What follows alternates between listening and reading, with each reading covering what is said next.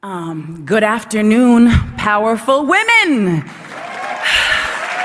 And all those who are here to support us. It really is such an honor to be here with all of you. Congratulations, Aquafina, Bree, Dana, Jennifer, and the legendary, incredible Shaka Khan.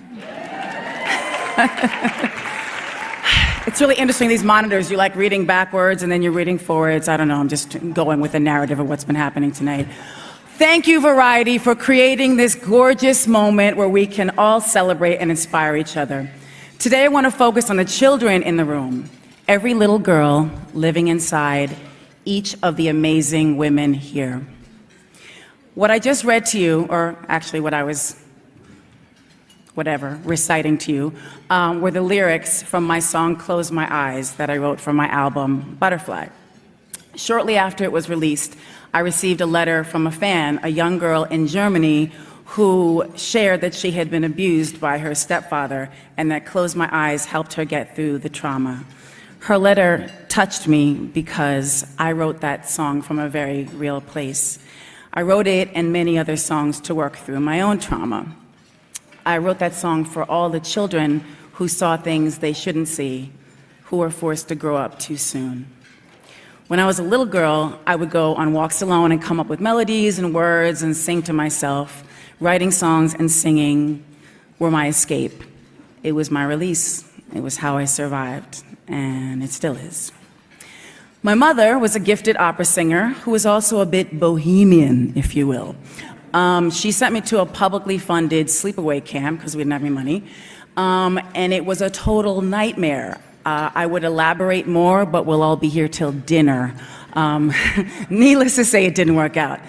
Then when I was about 10 years old, my divorced parents scraped enough money together to send me to a performing arts camp, and my life changed.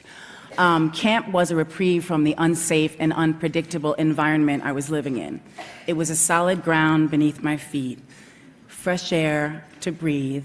It was sky above my head, but most importantly, it was an opportunity for me to invest time and training into my dream to be a singer and songwriter, a vision I've held since I was 4 years old. Being around other kids who shared my passion for music and having professionals who nurtured us and saw us as serious artists gave me the support I needed to pursue my career full on at an early age. Going to camp was an incredible learning experience. I performed in a production and even got a leading role as Huddle in Fiddler on the Roof. I was thriving until the racist choir director saw my black father, and then I never got a leading role at that camp again, but that's another luncheon. That's a whole nother luncheon.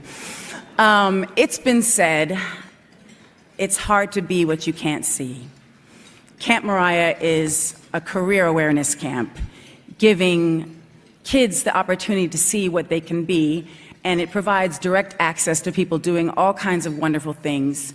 You don't have to be defined or confined by your environment, by your family circumstances, and certainly not by your race or gender.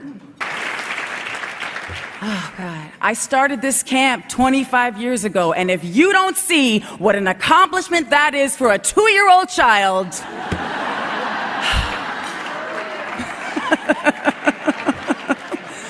oh my gosh, okay.